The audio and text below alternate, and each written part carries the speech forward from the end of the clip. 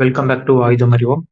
India மற்றும் ரஷ்யாக்கு இடையே Su-57E ரஷ்யாவின் 5ஆம் தலைமுறை போர் விமானத்தை இந்தியாவிலே உற்பத்தி பண்றதுக்காகவும், இந்தியாவை உற்பத்தி மையமாக கொண்டு பல உலக நாடுகளுக்கு ஏற்றுமதி பண்றதுக்கான ஒப்பந்தத்தின் முன்னேற்பாடுகள் முழு வீச்சில் இப்ப நடைபெற்றுகிட்டு இருக்கு.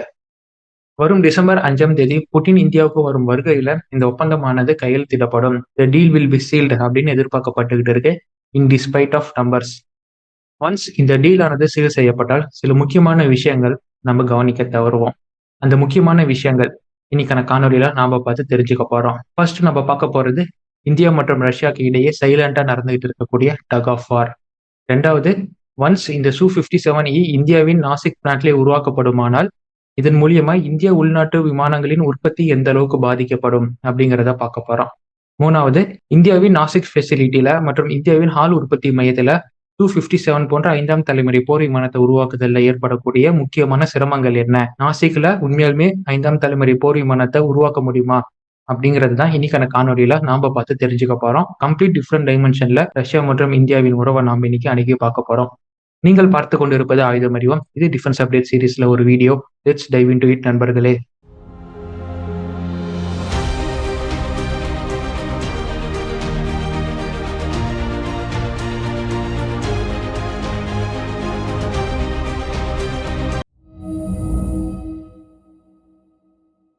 ரஷ்யாவின் அதிநவீன 5ஆம் தலைமுறை போர் விமானம் Su-57, இதை எக்ஸ்போர்ட் வேரியண்டா Su-57E அப்படின்னு சொல்லுவாங்க.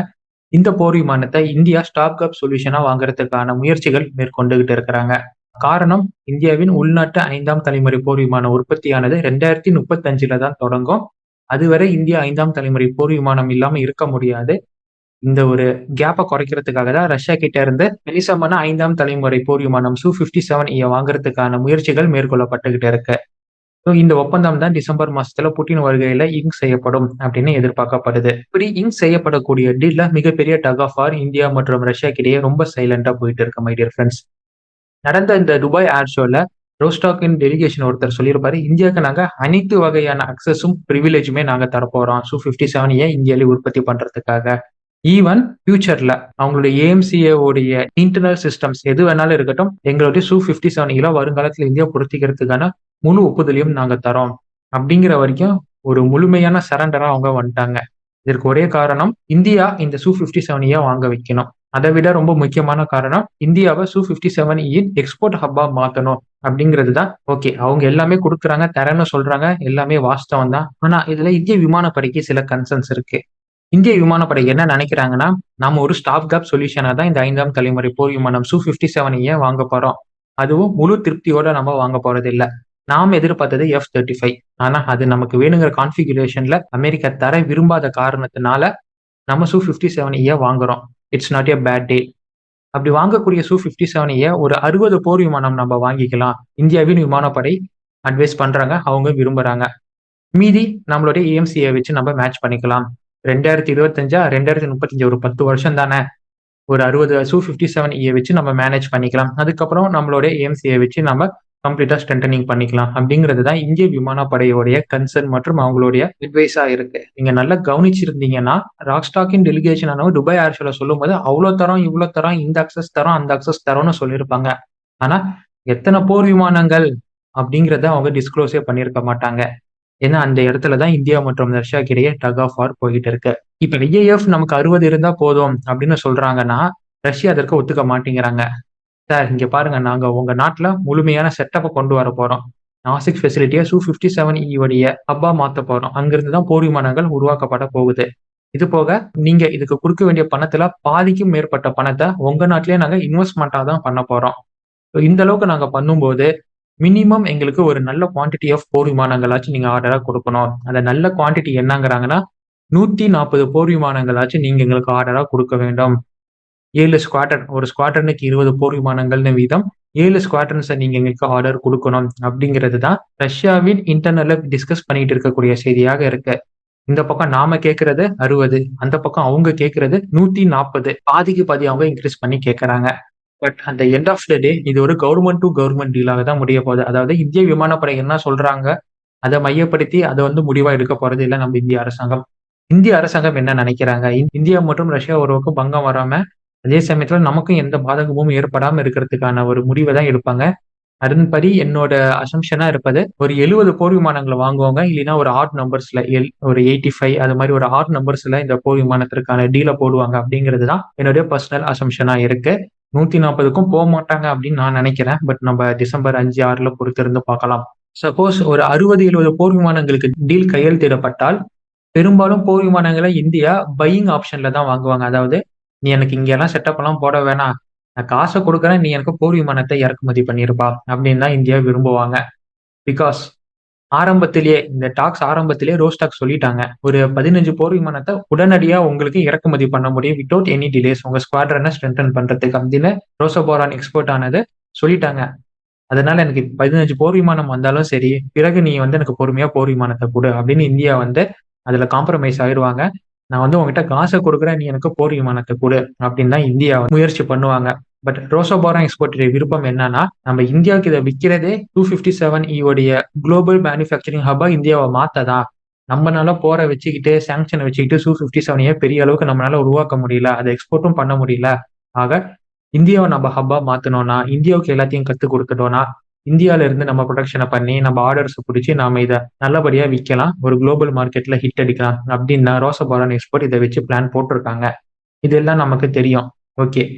இப்ப ரோசோபோரான் எக்ஸ்போர்ட் நெனைக்கிற மாரி பாதி போர் விமானத்த இந்தியாவுக்கு டெலிவரியா குடுத்துட்டு, பாதி போர் விமானத்த இந்தியால இருந்து உற்பத்தி பண்றாங்கன்னு வச்சுக்கோங்களேன். அங்க இந்தியா மிகப்பெரிய இடியாப்ப சிக்கல்ல மாட்டிப்பாங்க. ஏன்னா, ரோசோபாரன் எக்ஸ்போர்ட் அவங்க டீம் வந்து இங்க எவாலுவேட் பண்ணது இந்தியாவின் நாசிக் பிளான்ட்ட தான் எவாலுவேட் பண்ணிட்டு, பாதி அதாவது 50% இருக்கிற ஃபெசிலிட்டி வச்சு நம்மனால Su-57 உருவாக்க முடியும். மீதமுள்ள 50% தான் நம்ப அப்கிரேட் பண்ணணும். அப்படிங்கிற ஒரு ஃபீசிபிலிட்டி ஸ்டடி பண்ணிட்டு அதன் ரிப்போர்ட்ட குடுத்திருக்காங்க. இந்திய போர் விமானங்கள் மொத்தம் உற்பத்தி பண்ணும் நிலையங்கள் எவ்வளவு இருக்கு அப்படின்னு பார்த்தீங்கன்னா, பெங்களூர்ல 2 டிவிஷன் இருக்கு. நாசிக்ல 1 டிவிஷன் அதுவும் இப்ப தான் ஓப்பன் பண்ணியிருக்கிறோம். போன மாசம் அக்டோபர்ல ஓப்பன் பண்ணோம். கொரட்பூர்ல 2 டிவிஷன் இருக்கு. அந்த 2 டிவிஷன்லயுமே போர் விமானங்களின் இன்ஜின உருவாக்குறதுக்கு தான். ஸோ நம்மகிட்ட 3 இடத்துல போர் விமானங்கள் மற்றும் போர் விமானத்திற்கான இன்ஜின உருவாக்கும் டிவிஷன்ஸ். இதுல அப்பப்ப நம்மள ட்ரைனியர் ஏர்கிராஃப்ட் மற்றும் ஹெலிகாப்டர்ஸ் இது எல்லாத்தையும் நாம உருவாக்குவோம். இப்ப பெங்களூர்ல பாத்தீங்கன்னா, எல்சிஏ தேஜஸ் உருவாக்குறதுக்கான ஒரு டிவிஷன் அப்படியே தனியா ஒதுக்கப்பட்டு இருக்கு. இன்னொன்னு ஹெலிகாப்டர்ஸ் மற்றும் ஏர்கிராஃப்ட் ட்ரைனியர் ஏர்கிராஃப்ட் உருவாக்குறதுக்கான டிவிஷன்ஸ் இருக்கு. கொரக்பூர் அப்படின்னு எடுத்துக்கிட்டீங்கன்னா, நம்மளோட சுகோய் Su-30 போர் விமானங்களின் இன்ஜின உருவாக்குறதுக்கான டிவிஷனும், அதோடைய ஓவர்ஹால் பண்றதுக்கான டிவிஷனும் இருக்கு. இன்னொரு டிவிஷன் என்னன்னா, RD-33 இன்ஜின் நம்மளுடைய நேவில இருக்கக்கூடிய MiG-29 போர் விமானங்கள சரி செய்யும், அதோட ஓவர்ஹால் பண்றதுக்கான ஒர்க்கும் அங்க இருக்கு. 3வது நாசிக். நாசிக்ன்னு வந்தோம்னா, இதுதான் கம்ப்ளீட் நம்மளுடைய தேஜஸ் மாக் 1 போர் விமானங்கள உருவாக்குவதற்கான டிவிஷனே இதுதான். அண்ட் அங்க சுகோயும் நம்ம அப்பப்ப மேனுஃபேக்சரிங் பண்ணுவோம். இப்ப ரஷ்யாவின் ரோசோபாரன் எக்ஸ்பர்ட் என்ன சொல்றாங்கன்னா, நாங்க நாசிக்ல தான் பாதிய நாங்க வந்து கேட்கிறோம் அப்படிங்கிறாங்க. இப்ப இருக்கும் செட்டப்ல பாதி செட்டப் Su-57 உருவாக்குறதுக்கு எங்களுக்கு வேணும். அதுல அந்த பாதி செட்டப்ல பாதி சதவீதம் அப்படியே இருந்தா போதும். மீதி பாதிய அப்கிரேட் பண்ணி Su-57 உருவாக்கிக்கிறோம் அப்படின்னு தான் அவங்க சொல்றாங்க. இப்ப Su-57 உருவாக்குறதுக்கு அந்த பிளான்ட் ரெடி ஆனா, தேஜஸ் மார்க் 1 மற்றும் Su-30 MKI உடைய டெலிவரிஸ் அப்படிங்கிறது மிகப்பெரிய காலதாமதம் ஆகும். ஏற்கனவே ஹால் கிட்ட மிகப்பெரிய பேக் ஆர்டர்ஸ் இருக்கு. தேஜஸ் போர் விமானத்திற்கான பேக் ஆர்டரே அவ்ளோ இருக்கு. அண்ட் இன்னும் ஆர்டர் அதிகமா வேற நம்ம இந்திய அரசாங்கம் குடுக்க போறாங்க. இது இல்லாம Su-30 அந்த போர் விமானம் எக்ஸ்போர்ட் பண்றதுக்கான பேச்சுவார்த்தைகள் நடந்துகிட்டு இருக்கு. சப்போஸ் அது எக்ஸ்போர்ட்க்கு போச்சுன்னா, அதையும் ஆன் டைம்ல டெலிவரி பண்ணணும். இந்த அளவுக்கு பிரஷர் இருக்கு நம்ம ஹால் நிறுவனத்து மேல. இந்த நேரத்துல எக்ஸிஸ்டிங் ஒரு பிளான்ட்ல பாதி பிளான்ட்ட கேட்கிறது அப்படிங்கிறது, இந்தியாவின் இண்டிஜினஸ் ஃபைட்டர் ஜெட் அவுட்புட் அதோட டெலிவரி டைம இன்னும் டிலே ஆகும் அப்படிங்கிறதுல எந்த சந்தேகமுமே இல்ல. Su-57 நாசிக் பிளான்ட்ல இருந்து இவங்க உருவாக்குறாங்க அப்படின்னா, கண்டிப்பா நம்மளுடைய தேஜஸ் மார்க் 1 உடைய அவுட்புட்டா இருக்கட்டும், கண்டிப்பா டிலே ஆகும். இந்தியானால ஒரு 5ஆம் தலைமுறை போர் விமானத்த உருவாக்க முடியுமா இந்தியாவிலேயே அப்படின்னு கேட்டீங்கன்னா, அது மிகப்பெரிய கேள்வி. ஏன்னா ஒரு 5ஆம் தலைமுறை போர் விமானத்த உருவாக்கணும் அப்படின்னா, அதற்கு பிரிசிஷன் மேனுஃபேக்சரிங் ப்ராசஸ் அப்படிங்கிறது தேவை. இப்ப இருக்கும் ஹால் பிளான்ட்ல குறிப்பா இந்த Su-30 இருக்கட்டும், இல்ல தேஜஸ உருவாக்கும் ஹால் பிளான்ட்ல அலுமினியம் அலாய்ஸ வச்சு தான் நாம வந்து உருவாக்கிட்டு இருக்கிறோம். அண்ட் நம்மளோட மெக்கானிக்கல் டாலரன்ஸ் அதாவது இந்த மேனுஃபேக்சரிங் ஃபீல்ட்ல இருக்கிறவங்களுக்கு தெரியும். ஒரு மேனுஃபேக்சரிங் ப்ராசஸ் பண்றாங்கன்னா, பிளஸ் ஆர் மைனஸ் எரர்ஸ் அவங்க குடுப்பாங்க. 0.00 அவங்க குடுப்பாங்க. அந்த டாலரன்ஸோட தான் அலுமினியம் அலாய்ல நம்ம போர் விமானங்கள உருவாக்கிட்டு இருக்கிறோம். ஆனா ஒரு Su-57 மாரியான 5ஆம் தலைமுறை போர் விமானத்த உருவாக்கணும்னா, கம்ப்ளீட்டா டிஃபரண்ட் அப்ரோச் தேவைப்படும். ஏன்னா கார்பன் ஃபைபர் ரீஇன்ஃபோர்ஸ்டு பாலிமர்ஸ் அந்த இடத்துல யூஸ் பண்ணுவாங்க. அண்ட் இந்த மெட்டீரியல யூஸ் பண்ணும்போது கண்டிப்பா கண்ட்ரோல்டு என்விரான்மென்ட் வேணும். டஸ்ட் ஃப்ரீ என்விரான்மென்ட் வேணும். அப்படி அந்த என்விரான்மெண்ட் அந்த செட்டப்பை உருவாக்கக்கூடிய என்விரான்மெண்ட் ஒழுங்கா இல்லைன்னா மைக்ரோஸ்கோபிக் கிராக் அப்படிங்கிறது அந்த போர் விமானத்துல உருவாக்கும் போதே விழுவும். இது இந்த ஆர்சிஎஸ்ல பின்னடைவை தரும். ஏன்னா 0.1 ஸ்கொயர் மீட்டர் ஆர்சிஎஸ் நம்ம அவுட்புட்டா எடுக்கணும் அப்படின்னா அந்த அளவுக்கு மேனுஃபேக்சரிங் ப்ராசஸ் அதோட ரெக்யர்மெண்ட்ஸ் ரொம்ப ப்ரிசிஷனா, ரொம்ப ஸ்மூத்தா, ரொம்ப நீட்டா இருக்கணும். இதுல எங்கேயாச்சும் அடி விழுந்துச்சு, மேனுஃபேக்சரிங் ப்ராசஸ்ல அடி விழுந்துச்சு அப்படின்னா அந்த 0.1 மீட்டர் ஸ்கொயர் அப்படிங்கிறது எப்படி வேணாலும் போகக்கூடும். ஏரோஸ்பேஸ் கன்சல்டன்ஸ் ஒருத்தர் இருக்கிறாரு, விவேக் காபூர் அப்படிங்கிறவர். அவர் முக்கியமா என்ன பாயிண்ட சொல்றாருன்னா, நாம இப்ப நம்மளுடைய போர் விமான உற்பத்தி மையத்துல 4ஆம் தலைமுறை போர் விமானத்தை உருவாக்கிட்டு இருக்கிறோம். 4.5ஆம் தலைமுறை போர் விமானத்தை நம்ம உருவாக்க போறோம். இந்த ரக போர் விமானங்கள் உருவாக்குறதுக்கு அந்த அளவுக்கு பெரிய சிரமப்பட வேண்டியது இல்ல. ஈஸியா அசெம்பிள் பண்ணலாம், ஈஸியா உருவாக்கலாம் அண்ட் அவுட்புட் அப்படிங்கிறத ஈஸியா எடுக்கலாம். ஆனா 4 அல்லது 4.5ஆம் தலைமுறை போர் விமானத்த பெரிய அளவுக்கு அவுட்புட்டா எடுக்கிறத காட்டிலும் 5ஆம் தலைமுறை போர் விமானத்த உருவாக்கி அவுட்புட்டா எடுக்கிறது மிகப்பெரிய சாமர்த்தியம். அதற்கு ரொம்ப அதிகமான மேனுஃபேக்சரிங் டெக்னிக்ஸ் அண்ட் ப்ராசஸ் நமக்கு தெரிஞ்சிருக்கணும். இப்ப வர அத நம்ம பயன்படுத்தல. இது மூலியமா நம்மனால இப்ப இருக்கும் பிளான்ட் அண்ட் இப்ப இருக்கும் மேனுஃபேக்சரிங் ப்ராசஸ் மூலியமாக 257 உருவாக்க முடியாது ஹால் பிளான்ட்ல அப்படிங்கிறது நமக்கு தெரிய வந்துருச்சு. சப்போஸ் அசெம்பிள் பண்ற மாரி இருந்தா, அதாவது முக்கியமான பார்ட்ஸ்லாம் ரெடி பண்ணி, ரஷ்யாவே நமக்கு குடுத்து, இந்தியால நீங்க அசெம்பிள் மட்டும் பண்ணுங்கப்பா. அசெம்பிள் பண்ணி ஃபர்ஸ்ட் குடுங்க. இந்த மீன் டைம் நாங்க இந்த மேனுஃபேக்சரிங் ப்ராசஸ்க்கு தேவையான செட்டப்ஸ், ஜிக்ஸ், ஃபிக்ஸ், மேனுஃபேக்சரிங் ப்ராசஸ்க்கு தேவையான மிஷின்ஸ் அண்ட் டாலரன்ஸ், ஸ்டடீஸ் எல்லாமே நாங்க உங்களுக்கு தரோம். டிஓடி பண்றோம். அது வரைக்கும் நீங்க ஃபர்ஸ்ட் அசெம்பிள் பண்ணுங்க. அதுக்கப்புறம் நீங்க கத்துக்கோங்க அப்படின்னு குடுத்தாங்க. அது மிகப்பெரிய ப்ராசஸா போயிரும். அதாவது லாங் அண்ட் லென்த்தி ப்ராசஸா போயிரும். அண்ட் நமக்கு டிலே ஆகிட்டு இருக்கக்கூடிய தேஜஸ் மார்க் 1 அப்படிங்கிறது மிகப்பெரிய டிலேக்கு தள்ளப்படும். கண்டிப்பா வேற ஒரு பிளான்ட் அடிஷனலா உருவாக்கப்பட வேண்டி வரும் நமக்கு. ஒன்னா Su-57E அந்த பிளான்ட்டுக்கு மூவ் பண்ணலாம். இல்லைன்னா கம்பைண்டா யூஸ் பண்றதுக்காக அந்த பிளான்ட்டை நம்ம புதுசா உருவாக்க வேண்டி வரலாம். இதெல்லாம் போக இன்ஜின் இஷ்யூ அப்படிங்கிறது இருக்கு. ஏன்னா AL51F1ங்கிற இன்ஜின் இன்னும் உருவாக்கப்பட்டுக்கிட்டே இருக்கு. அண்ட் இப்ப இருக்கிற இன்ஜினுடைய பிரச்சனை என்ன அப்படிங்கிறத நம்ம ஏற்கனவே டிஸ்கஸ் பண்ணியிருக்கிறோம். நம்ம இந்திய விமானப்படை ரஷ்யால போய் Su-57E வந்து எக்ஸாமின் பண்ணதுல பல குறைகள சொன்னாங்க. அதுல இன்ஜின் மிகப்பெரிய குறையா இருந்தது. India is completely unsatisfied with it's engine. So அது தனி டாபிக். அத எடுத்தோம்னா வேற மாரி போயிரும். இந்த காணொளியில நம்ம முக்கியத்துவம் கொடுத்து பார்க்க வேண்டியது என்னன்னா, இந்த போர் விமானத்திற்கான டக் ஆஃப் வார் எங்க போய் முடியும்? சப்போஸ் Su-57E லோக்கல் மேனுஃபேக்சரிங் ப்ராசஸ்க்கு ஒத்துக்கிட்டாங்கன்னா, நம்மளுடைய இண்டிஜினியஸ் ஃபைட்டர் ஜெட் அவுட்கம் எந்த அளவுக்கு இம்பாக்ட் ஆகும்? சப்போஸ் நாசிக் பிளான்ட்ல இல்ல நம்மளுடைய ஹால் பிளான்ட்ல 5ஆம் தலைமுறை போர் விமானம் உருவாக்குறாங்க அப்படின்னா, அது எவ்வளவு பெரிய லென்த்தி ப்ராசஸா போகும்?